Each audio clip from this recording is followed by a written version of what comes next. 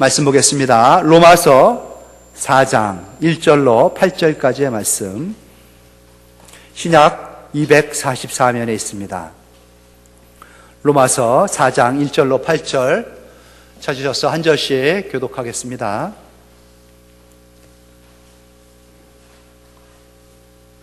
1절 말씀을 제가 먼저 시작합니다. 그런즉 육신으로 우리 조상인 아브라함이 무엇을 얻었다 하리요?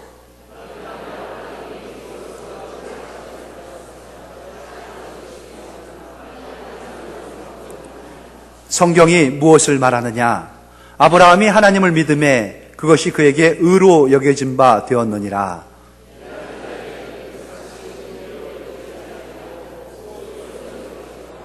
이를 아니할지라도 경건하지 아니한 자를 의롭다 하시는 이를 믿는 자에게는 그의 믿음을 의로 여기시나니,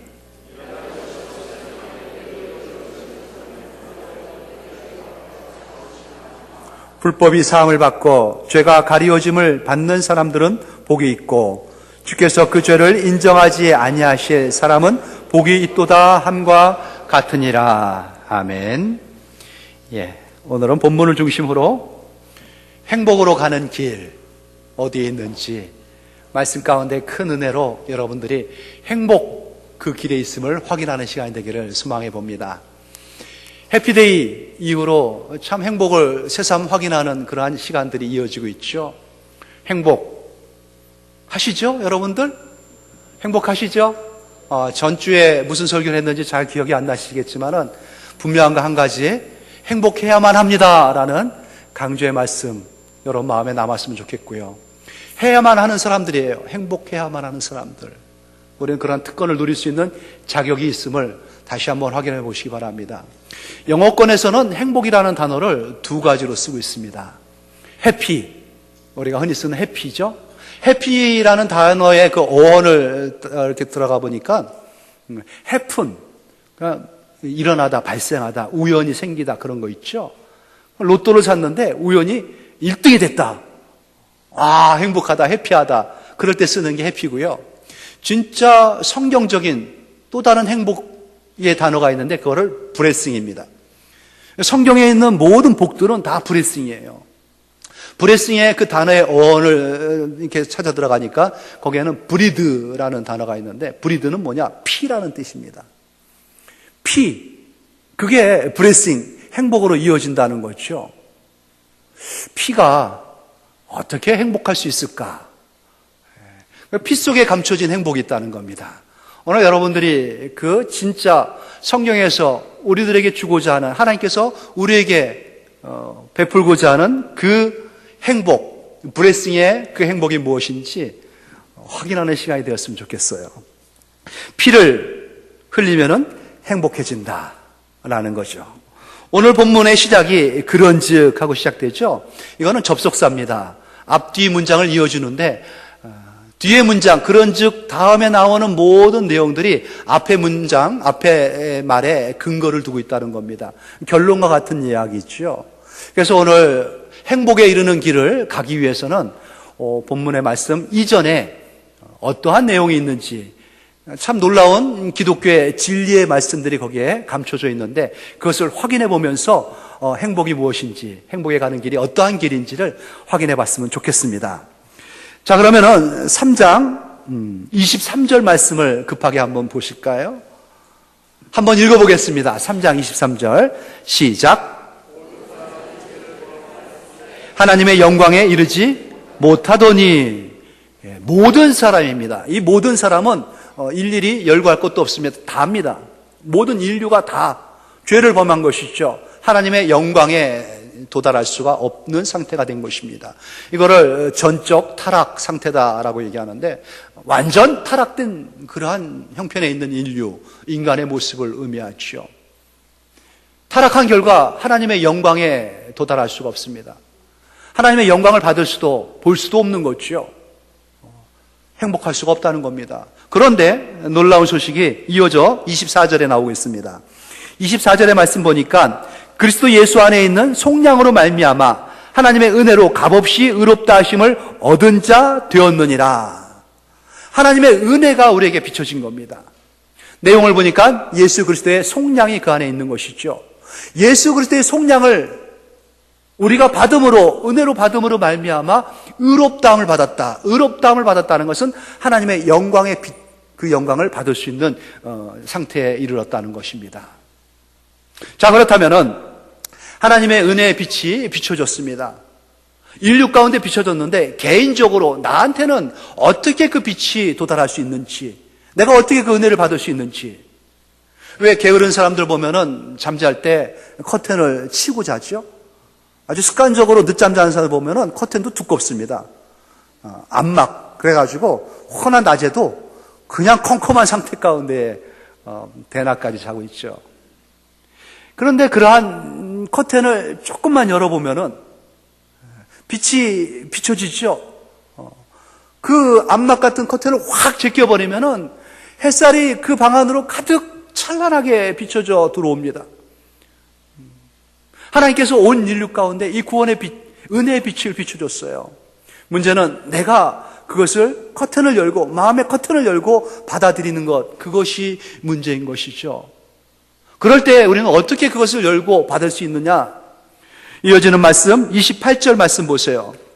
그러므로 사람이 의롭다 하심을 얻는 것은 율법의 행위에 있지 않고 믿음으로 되는 줄 우리가 인정하노라. 무엇으로 받을 수 있다고요? 하나님의 은혜를 수납하는 인간의 방법은, 유일한 수단은 믿음이라는 겁니다. 믿음으로 우리는 그 은혜를 받게 된다는 것이죠. 자, 그렇다면 믿음이 무엇인지 우리는 한번 확인해 볼 필요가 있습니다. 많은 사람들이 믿음에 대해 오해를 갖고 있어요. 믿음이 좋은 사람이다, 나쁜 사람이다 이렇게 얘기를 하는데, 모든 사람은 다 믿음을 갖고 있습니다. 다 믿음이 있어요. 중요한 거는 믿음 그 자체의 의미가 있는 것이 아니라 믿음의 끝, 믿음의 대상을 무엇에 두고 있느냐, 그게 중요한 것이죠. 흔히 사람들은 믿음의 대상을 돈에 두고 있습니다. 돈을 믿지요. 그렇기 때문에 돈을 쫓습니다. 돈을 추구합니다. 돈을 많이 벌려고 노력을 하고요. 인생의 목적을 돈에 두고 살아갑니다. 그것이 믿음의 수단이 되기 때문에 그렇죠. 이제 목적도 되어지게 된 것입니다. 또 많은 사람들은 권력을 믿습니다. 권력을 쥐고 흔들면서 권력이 떨어지게 되면은 참 끈끈어진 갓처럼 아무 쓸모가 없지만은 그래도 그 권력을 추구하면서 붙잡으려고 하죠. 또 지식을 믿고 붙잡는 사람도 있고요. 쫓는 사람도 있고요. 자기의 경험을 믿고 쫓는 사람도 있습니다. 여러 가지. 그러기에 누구나 저마다 다 믿음을 갖고 있는 것이죠. 하지만 우리의 영혼을 구원할 수 있는, 우리에게 참된 생명과 행복을 줄 수 있는 그 믿음, 그것은 오직 하나님의 은혜에 맞춰진 믿음이라는 것입니다.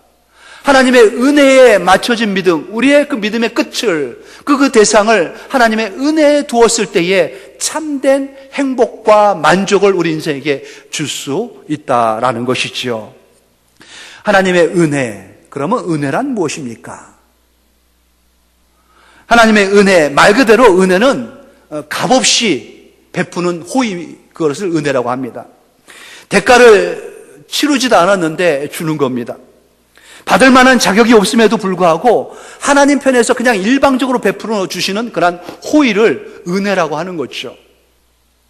그러기에 칼빈, 우리가 이 장로교에서 그 교리를 따르고 있는 칼빈은 이러한 것을 가지고 불가항력적인 은혜라고 얘기합니다. 하나님께서 우리가 거부할 수 없는 그 은혜를 베풀어 주시는 것, 호의를 쏟아 부어 주시는 것, 이게 하나님의 은혜입니다. 그러니까 우리가 믿음을 어디다 두냐? 이 하나님의 은혜에다가 맞춰 살아가는 것입니다. 그 은혜를 바라보는 마음, 그 믿음이 은혜를 받게 하시는 거죠. 받게 되어지는 것입니다. 그 은혜를 받은 마음, 믿음으로 말미암아 은혜가 우리에게 수납되었습니다. 그 은혜의 빛이 우리에게 비춰졌습니다. 그때의 우리의 상태, 그 상태를 의롭다라는 것이에요. 의롭다.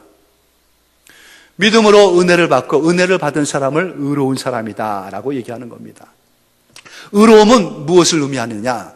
의로워졌을 때, 우리가 의로워졌을 때 하나님의 영광에 도달하게 된다는 것입니다.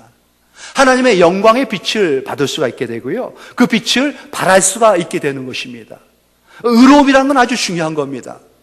인류가 타락하기 이전에 아담과 하와, 우리가 전주에 잠깐 소개를 받았는데, 그 아담이 타락하기 이전에 하나님과의 관계, 그게 바로 의로운 상태였어요.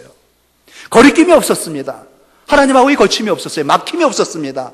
얼마나 행복하고 얼마나 즐거웠는지요. 참 만족이 가득했던 낙원과 같은 상태가 바로 의로움의 상태인 것이죠. 죄를 안 지었을 때는 하나님의 영광, 하나님의 그 의로움 앞에 하나님의 영광의 빛을 받을 수가 있게 되는 것입니다.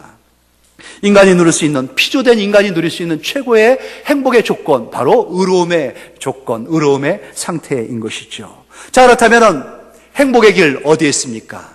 의로워질 때 있는 것이죠. 의로워지려면 하나님의 은혜에 맞춰줘야 된다는 것이고, 하나님의 은혜를 받기 위해서는 믿어야 된다는 것입니다. 어려운 말씀 같지만은 쉽습니다. 결론은 뭡니까? 믿으면 행복해진다는 것입니다. 믿으면 행복해지는 겁니다. 믿어야 행복해지는데, 믿음의 그 대상은 하나님의 은혜, 거기에 맞춰져야 된다는 것이죠. 자, 이렇게 어렵지 않은 말이지만 이 진리를 밝히기 위해서 오늘 그런즉 하면서 그 결론으로 두 중요한 인물을 소개하면서 증거로 삼고 있습니다. 이 이스라엘 역사 가운데 가장 위대한 인물 두 명을 꼽으라 했을 경우에 아브라함과 다윗을 서슴지 않고 말하고 있죠. 성경에서 그렇게 증거하고 있고요. 구약의 유대인들에게뿐만 아니라 신약에서도 마찬가지입니다. 신약에 처음 시작하는 마태복음 1장 1절의 시작은 이렇습니다. 아브라함과 다윗의 자손 예수 그리스도의 계보라. 그러면서 신약이 펼쳐지죠. 아브라함과 다윗, 그들이 우뚝 서 있는 이 역사의 주인공들이고 주역들입니다. 특별히 아브라함은 아주 중요하죠. 그는 믿음의 조상일 뿐만 아니라 이 까칠하고 또 이 고상한 유대인들, 유대교의 아주 시조입니다. 유대민족의, 이스라엘 민족의 첫 시작이 이 아브라함으로부터 시작되었고, 그러기에 이 이스라엘 사람들은 아브라함의 후손이라는 거에 큰 긍지를 갖고 있습니다. 뿐입니까? 이 이스라엘과 유대인과 적대적 관계에 있는 그러한 아람 민족들, 그 아람 민족의 조상도 바로 이 아브라함입니다. 전 세계에 흩어져 있는 모든 크리스찬들, 이 기독교인들의 믿음의 조상 또한 아브라함이죠. 그래서 이 아브라함이 어떻게 하나님 앞에 의로움을 받았느냐, 그것을 살펴보는 게 우리에게 너무나 중요한 일이죠. 아브라함은 그의 인생이 우리에게 말해주는 바가 큽니다. 아주 독실한 신앙인의 삶을 우리에게 보여줬습니다.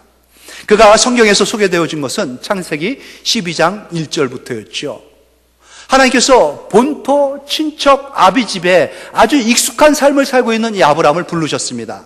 그리고 낯선 땅, 이방 땅, 한 번도 경험해보지 못한 그 땅으로 아브라함을 보냈죠. 아브라함은 개척자의 정신을 가지고 아주 미지의 세계를 향해서 뚜벅뚜벅 걸어나갔습니다. 참 용기 있는 그러한 결단의 모습 아니었습니까? 특히 그 아브라함의 인생을 살펴봤을 때 그가 노년 100세에 얻은 귀한 아들이 있었죠. 이삭입니다. 그 아들을 하나님께서 모리아산에서 제물로 바치라 할 때 그는 과감하게 자기 아들을 모리아산에 제물로 올렸습니다. 칼을 뽑아들고 그의 목을 치려고 했죠. 다 보여준 겁니다. 그의 신앙의 행보가 얼마나 대단했는지. 그렇다면 이렇게 대단한 신앙 경력을 갖고 있는, 이력을 갖고 있는 아브라함, 그를 소개하기 위해서 아브라함을 들먹였냐? 그렇지 않습니다. 정반대입니다. 어떠한 행위로도 자기의 행위를 가지고는 절대 하나님 앞에 의로워질 수 없다는 것을 사도 바울이 보이기 위해서 이 아브라함을 소개한 겁니다. 아브라함은 율법을 잘 준수한, 하나님의 말씀에 잘 순종했던 그러한 인물이기 때문에 구원에 이른 것 아니겠습니까? 그로 말미암아 의롭다함을 받고 하나님 앞에 행복한 길을 걸었던 그러한 인물 아니겠습니까? 많은 사람들은 그렇게 오해를 합니다. 아브라함은 율법을 잘 지킨 사람이 아닙니다. 그의 인생 이력을 살펴보게 되면요, 아브라함이 율법을 지켰다라는 근거가 없습니다. 율법이 이 땅의 인류 가운데 소개된 것은 아브라함보다 한참 후손인, 아브라함의 한 500년 후쯤에 나온 후손 중에 하나인 모세, 그로 말미암아 하나님께서 시내산에서 주어진 게 율법이지요. 믿는 자의 지침으로 허락한 것입니다. 그렇다면은 아브라함이 율법을 지키지 않았다는 것은 너무나 명백한 사실 아니겠습니까? 율법을 지켰냐 안 지켰냐는 것은 또 중요한 겁니다. 왜냐하면은 많은 사람들이 행위로 말미암아, 거룩한 행위, 착한 행위, 또 의로운 행위로 말미암아 구원에 이른다라고 생각하기 때문에 그렇죠. 착한 행위의 정점에는 늘 율법이 있었습니다. 율법을 지키느냐 못 지키느냐 그게 중요한 거였죠. 그런데 아브라함을 보니까 하나님 앞에 조상으로 세워진 민족들의 조상, 믿는 자의 조상으로 세워진 아브라함을 보니까 율법하고 전혀 상관도 없이 믿음의 조상이 된 것이죠. 그래도 아브라함은 종교의식, 그 거룩한 종교의식인 할례를 통해 가지고 하나님의 백성으로 인정받은 것 아니겠습니까? 맞습니다. 아브라함은 할례를 받은 사람은 분명합니다. 그렇죠. 성경이 그걸 증명합니다. 하지만 할례를 받은 시기가 중요하죠, 여러분. 알고 계십니까? 아브라함이 언제 할례를 받았는지. 그가 믿음으로 의롭다함을 받기 전에 할례를 받았습니까? 아니면은 의롭다함을 받은 후에 받았습니까? 살펴보면요, 그가 하나님 앞에 넌 참 의롭다라고 인정받은 그 조건이 믿음으로 말미암아 인정받은 그 이후에 아브라함은 할례를 받은 겁니다. 그거에 대한 설명을 오늘 본문 이후에 10절에 이렇게 말씀하고 있어요. 4장 10절 말씀 보세요. 그런즉 그것이 어떻게 여겨졌느냐? 할례시냐 무할례시냐? 아브라함의 이야기입니다. 할례시가 아니요 무할례시니라. 11절 보세요. 그러면은 그가 할례의 표를 받은 것은 무할례시에 믿음으로 된 의를 인친 것이니 이는 무할례자로서 믿는 모든 자의 조상이 되어 그들도 의로 여기심을 얻게 하려 하심이라. 무슨 말씀이냐? 할례 시에 그가 할례를 받고 의롭다함을 받은 것이냐? 아니면 할례도 받기 전에 의롭다함을 받은 것이냐? 답이 뭐냐? 무할례 시가 정답이라는 겁니다. 종교적 행위를 하기 전에 그가 어떤 행태를 가지고 하나님 앞에 의로움을 받기 위해서 행하기 전에 하나님께서 먼저 그 믿음을 보고 의롭다 해준 것이죠. 교회를 열심히 다니지 않았는데, 성경을 일독도 하지 않았는데, 예배를 가끔 빼먹기도 하고 예배 시간에 꾸벅꾸벅 졸기도 하는데 하나님께서 의롭다 해준 겁니다. 나는 여전히 부끄러운 행실이 내게 남아가지고 술도 담배도 끊지 못하고 가끔씩 도박도 하는데 이게 어떻게 나는 구원받은 사람일 수 있겠냐라고 얘기하지만은 그러한 행위하고 무관하게 하나님께서 그 이전에 벌써 의롭다라고 해줬다는 것이죠. 얼마나 큰 은혜입니까, 여러분? 그러한 하나님을 믿음으로 말미암아 아브라함은 의롭다함을 받은 겁니다. 어떤 행위 이전에, 율법을 잘 지키기도 전에, 종교의식을 참 하나님 앞에 꼼꼼하게 챙겨가지고 드리기도 전에 벌써 그는 하나님 앞에 인정받은 사람이 됐다는 것입니다. 너는 의로운 사람이야. 하나님의 영광에 이르는 사람, 하나님의 영광을 받을 수 있는 사람, 하나님의 영광을 비출 수 있는 그 대상이 된 겁니다. 그럼 할례는 무슨 뜻이 있습니까? 하나님께 믿음으로 된 그 의를 확증해 준 게 할례라는 것이죠. 인친 겁니다. 도장 찍은 겁니다. 너는 의로운 사람이야 라는 것에 대한 세례가 그러한 의미가 있는 것이죠. 그렇다면은 묻고 싶습니다. 성도 여러분, 아브라함이 의롭게 된 것은, 그래서 의로움으로 말미암아 행복한 인생을 살았던 것은 그냥 단순한 믿음뿐이었습니까? 단순히 그냥 믿음으로 말미암아 그는 의로워졌고 주님의 은혜를 받게 됐고 그래서 행복한 사람이었다, 그렇게 말할 수 있습니까? 여기에 대해서 여러분 어떻게 답변할 수 있는지요? 아직도 뭔가 망설임이 우리 안에 있습니까? 주저함이 있습니까? 선뜻 대답하기가 어려운. 그래서 4절, 5절 말씀이 있는 겁니다. 4절 말씀 한번 보십시오. 일하는 자에게는 그 싹시 은혜로 여겨지지 아니하고 보수로 여겨지거니와 일을 아니할지라도 경건하지 아니한 자를 의롭다 하시는 이를 믿는 자에게는 그의 믿음을 의로 여기시나니. 무슨 말인지 아십니까, 여러분? 제가 가족을 부양하기 위해서 그냥 노동을 하루하루 그냥 그 흔히 얘기하는 노가다판에서 일하는 일꾼입니다. 그래서 노동시장에 나갔어요, 새벽같이. 그러면은 건축주가 와가지고 당신 와서 일하십시오 하고 뽑아가는 거예요. 뽑아가주면 그 집에 가가지고 망치를 들고 아니면 뭐 톱을 들고 열심히 노동력을 제공합니다. 땀을 뻘뻘 흘리면서 하루 종일 일을 해요. 근데 약속한 대로 해가 지니까 그 소장이 저를 부르더니만은 봉투에다가 10만 원을 담아가지고 주는 겁니다. 고맙지요? 나를 일시켜주고 이 보수를 주니까. 그런데 고맙긴 고마워도 이거는 정당한 대가입니다. 내가 땀 흘리고 일한 거에 대한 대가 아니겠습니까? 그렇죠? 고마워도 그냥 대충 고맙습니다 해가지고 난 이 돈 가지고 우리 자녀들을, 우리의 가족을 부양하면 되는 거예요. 그런데 노동력은 있습니다. 노동시간에 나갔어요. 근데 아무도 나를 픽업해 주지 않습니다. 발만 동동 굴리고 있어요. 해가 떴는데 아무도 나를 써주지도 않는 겁니다. 그리고 발걸음을 옮겨서 건축 현장에 가봤습니다. 많은 사람들이 일하고 있어요. 꽉 차가지고 내가 낄 틈이 없는 겁니다. 언제 또 소장이 나를 보지만은 본체 만취하고 넘어가는 거예요. 내가 저기서 일하지 않아야 하면은 내 가족들이 다 굶어 죽을 텐데 내 그 병든 노모는 어떻게 약값을 치를까? 이런저런 걱정이 태산인데 시간은 자꾸 가는 겁니다. 안타깝게 해가 져버렸어요. 다른 사람들은 전부 줄 서가지고 봉투 하나씩을 받고 있습니다. 나는 물끄러미 쳐다봐요. 누군가가 저 사람의 사정을, 나의 사정을 소장에게 얘기해 줍니다. 들은 척만 척하는 거예요. 뭔 상관 있느냐? 그는 일을 안 했는데. 그런데 다 주고 나서 소장이 나를 부릅니다. 김씨 일로 와보세요. 듣다 보니 당신 사정이 딱하군요. 아무 소리 말고 이거 가져가세요. 하고 나한테 봉투를 하나 주는 겁니다. 그 안에 똑같이 일한 사람들의 대가가 그 안에 들어가 있어요. 가서 노모 약값 하시고 자녀들 맛있는 거 사주세요 하면서 주워주는 거예요. 이게 보수입니까 여러분? 대가입니까? 이런 걸 가지고 은혜라고 하는 겁니다. 은혜. 일하지 않았는데도 불구하고 그냥 저 사람이 나에게 국률을 베풀어 주지 않을까 라는 마음 가지고 한번 바라봤더니만은 바라보는 눈이 치근했는지 그가 불러가지고 나한테 봉투를 쥐어주는 거. 경건한 사람이 경건을 행해가지고 의롭다 받는 건 당연합니다. 내 삶에 아무런 잘못을 안 저지르고 그냥 경건해가지고 털끝만한 양심에 조금 더 거리낌이 없이 떳떳하게 살아온 인생이라 하면은 그 사람 의로운 사람이죠. 당연히 의로운 거죠. 그런데 경건하지 않은데 나의 삶을 보니까 내 행실을 보니까 내 생각을 보니까 늘 부끄러운 가운데 가득 차 있는데 그럼에도 불구하고 하나님께서 나에게 경건치 않은 자를 너는 의로운 자다라고 인정을 해준다는 것이죠. 그 하나님을 바라봤더니만 믿고 바라봤더니만은 그 믿음 때문에 그 바라봐주는 것 때문에 하나님께서 그렇게 봉투를 하나 내주는 겁니다. 넌 의로운 자야. 너는 내 영광을 받을 수 있는 자격이 있는 자야. 받아가. 이것이 바로 은혜인 겁니다.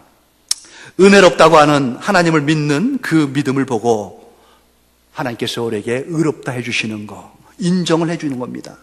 그러기에 여러분 분명하게 해답을 얻으셔야 됩니다. 단순히 그냥 믿음만 가지고 은혜를 받고 의롭다함을 받고 하나님의 영광을 담은 그 행복한 사람이 될 수 있습니까? 답은 뭡니까?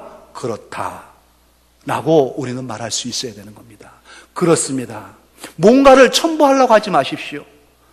하나님의 의에 도달하기 위해서 행복한 사람이 되기 위해서 뭔가를 힘쓰려고 하지 마십시오. 하나님이 우리를 위해서 하신 것으로 다 족합니다. 다 끝났습니다. 이 행복을 누려도 됩니까? 마음껏 누려도 됩니다. 이 행복이 너무 벅차가지고 너무 감격스러워가지고 그 은혜에 이렇게 노래한 사람의 노래가 다윗의 노래이지요. 다윗은 어떻게 이 행복을 노래하고 있습니까? 6절 말씀 보십시오. 일한 것이 없이 하나님께 의로 여기심을 받는 사람의 복에 대하여 다윗이 말한 바 불법이 사함을 받고 죄가 가려짐을 받는 사람들은 복이 있고 주께서 그 죄를 인정하지 아니하실 사람은 복이 있도다. 불법에 사함을 받은 겁니다. 사함을 받았다라는 것은 제거해버렸다는 겁니다. 나의 불의가 완전히 제거되어져 버린 겁니다. 하나님으로부터. 그나마 남아있는 죄악의 실뿌리, 죄책감과 죄의식 가운데에 어찌하지 못하는 그러한 것들 주님이 그냥 덮어버리셨습니다. 가려버리신 겁니다. 그리고 하나님께서 말씀하시기를 너는 이제 죄가 없는 사람이야 라고 인정을 해줬어요. 이 기쁨, 이 감격, 이 넘치는 행복 주체할 수가 없는 겁니다. 우리는 다윗이 성군으로 알고 있죠. 하나님 앞에 합당한 자로 굉장히 떳떳한 인생을 살아갔다고 생각하고 있어요. 하지만 다윗 인생 살펴보면은 아주 큰 죄악이 하나 숨겨져 있지 않습니까? 자기의 충성스러운 신하 그를 사지로 몰아가지고 죽였습니다. 왜 그랬습니까? 그의 아내를 뺏기 위해서 그랬어요. 결국은 그는 목적을 달성했습니다. 충성스러운 신하를 죽이고 그의 아내를 빼앗았습니다. 자기 아내 삼은 거지요. 완전 범죄라고 생각했습니다. 그런데 완전 범죄, 나는 왕권을 마음껏 누렸다고 생각하지만 다윗의 삶, 다윗의 마음 평온하지가 않았습니다. 잠을 못 자는 겁니다. 불안한 겁니다. 나는 괜찮은데 왜 남들 다 하는 거 나도 했는데, 그런데 두려움 가운데 떨게 된 것이죠. 죄책감과 죄의식이 그를 짓누르고 있는 것입니다. 한순간도 마음 편하게 가슴 딱 펴고 호흡할 수가 없는 그러한 왕의 초라한 내면의 모습, 하나님께서 선지자 나단을 보내가지고 그의 죄를 지적해 주죠. 그 하나님 앞에 고백합니다. 하나님 앞에 마음의 빗장을 열어버리고요, 하나님의 은혜를 구합니다. 하나님께서 그의 불법을 사하시고 그의 죄를 가리워 주셨습니다. 하나님께서 너를 용서하마하고 용서를 선포해 준 겁니다. 물밀듯이 밀려오는 그 기쁨과 평강이 그 안에 가득 채워져서 찬양하지 않을 수 없는, 하나님 앞에 기쁨과 감격으로 영광을 돌리지 않을 수 없는 그러한 하나님 앞에 은혜 받은 자의 모습, 의로운 자로 인정받은 행복이 가득한 자의 모습, 다윗 삶 가운데 충만하게 임했던 것이지요. 그렇습니다.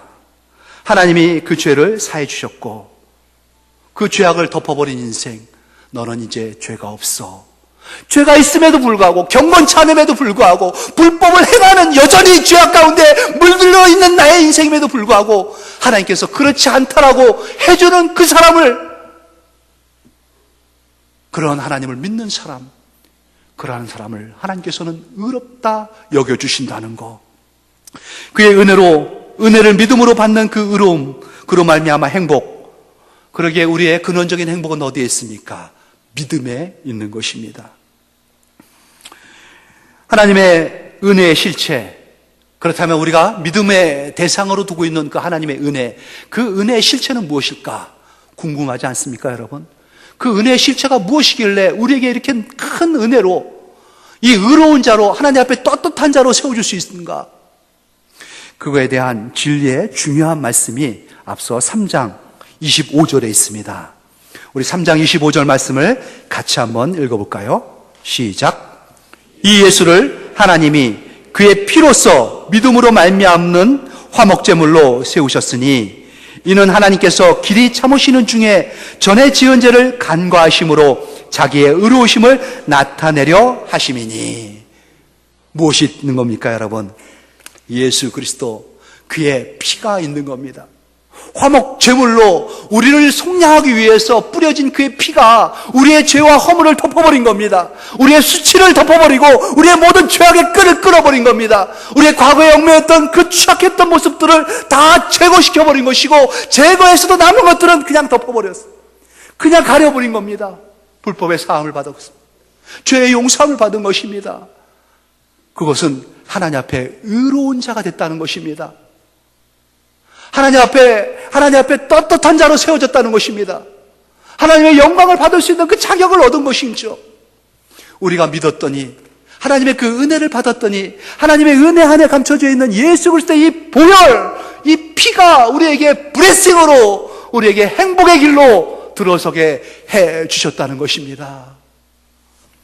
아무것도 안 했는데 그 은혜로 우리는 의롭다함을 받고 하나님의 영광의 자리에 설 수 있는, 하나님의 그 영광의 기업을 받는 하나님의 자녀들로 세워진 것이지요. 이를 아니할지라도 경건하지 아니한 자를 의롭다 하시는 하나님을 믿는 자에게는 그 믿어주는 것을 하나님께서 귀하게 여겨주는 겁니다. 성도 여러분, 아무도 이것을 안 믿습니다. 아무리 외쳐도, 아무리 가르쳐도 그들은 안 믿어요. 안 믿어요. 하나님께서 독생자를 너를 위해서 보내주셨고, 너의 죄를 위해서 죽게 하셨고, 너를 살기 위해서 그를 부활로 이끄셨다. 안 믿습니다. 그런데 여러분이 믿지 않습니까? 우리가 믿지 않습니까? 수억의 사람들이 안 믿는데 너는 믿어주는구나. 너는 그것을 믿어주는구나. 고맙게 여기는 겁니다. 하나님께서 참 고맙게 여겨주는 겁니다. 그래, 믿어주니 너무너무 고맙다. 그게 바로 너의 의야. 하나님이 그러한 우리를 받아주시는 거죠. 우리에게 영광을 담아두시는 겁니다. 하나님의 그 생명의 빛을 비춰주시는 것이고, 생명을 무한대로 공급해줘가지고 하늘의 신령한 복으로 땅에 기름진 것으로 충만케 하시는 겁니다. 예수 그리스도의 십자가에서 흘리신 그 보혈의 사건으로 우리에게 그 은혜로 충만케 하셨어. 하나님 앞에 떳떳한 자로 살아갈 수 있게끔, 능력 있는 자로 살게끔 하나님께서 우리를 붙잡아 인도하신다는 것이죠. 사랑하는 성도 여러분, 믿음으로 말미암아 우리는 세상의 모든 줄줄이 끊어진 사람들입니다. 우리의 뒀던 믿음의 대상들 다 끊어졌고, 오직 하나님만이, 그 은혜만이 우리의 믿음이라고 붙잡고 살아간 사람이죠. 그 안에 다 있습니다. 여러분, 육체의 질병과 아픔이 있습니까? 마음에 짓눌림이 있고 미래에 대한 두려움이 남아 있습니까? 주님을 믿으십시오. 하나님께서 십자가에서 다 이루셔서 우리에게 무한대의 은혜를 쏟아붓고 계십니다. 그 은혜 가운데에 찬란한 빛으로 생명의 빛이 우리 심령에 비춰질 때에 하나님의 영광이 우리를 통하여 크게, 더 놀랍게 온 누리를 비추어 나가게 될 것입니다. 우리를 의롭다 여겨주신 하나님, 하나님 앞에 의로워진 사람들, 아무 공로 없이 다만 예수 그리스도의 속량을 믿음으로 하나님께 의로 여기심을 받은 성도 여러분, 이제 우리 모두는 행복의 길에 들어선 것입니다. 하나님의 영광이 여러분 안에, 여러분 심령 가운데 이르렀고요, 여러분 인생 가운데 도착했습니다. 사랑하는 성도 여러분, 축복합니다. God blessing you. 하나님 주시는 그 피의 행복이 가득 차 넘친 여러분의 인생길, 하나님의 찬란한 영광을 드러낼 수 있는 승리의 걸음에 여러분들 모든 걸음이 되시기를, 우리를 위하여 십자가에서 묵묵히 희생의 제물로 돌아가신 우리 주 예수 그리스도 그 이름으로 축원합니다. 하나님 아버지 감사합니다. 생명의 길로, 은혜의 길로, 또 하나님 영광을 담을 수 있는 의의 길로 우리를 이끌어 주셔서 진실로 감사합니다. 믿습니다. 이제 내가 믿습니다. 화목의 제물이 되신 예수 그리스도 주님을 믿습니다. 그 믿음 안에 하나님 의롭다 하시고, 의롭다함을 받은 우리 가운데에 영광을 담으시고 행복하여 주님 앞에 더 큰 영광을 돌릴 수 있는 우리 모두가 되도록 삼아 주시옵소서. 감사하며 예수님의 이름으로 기도합니다. 아멘.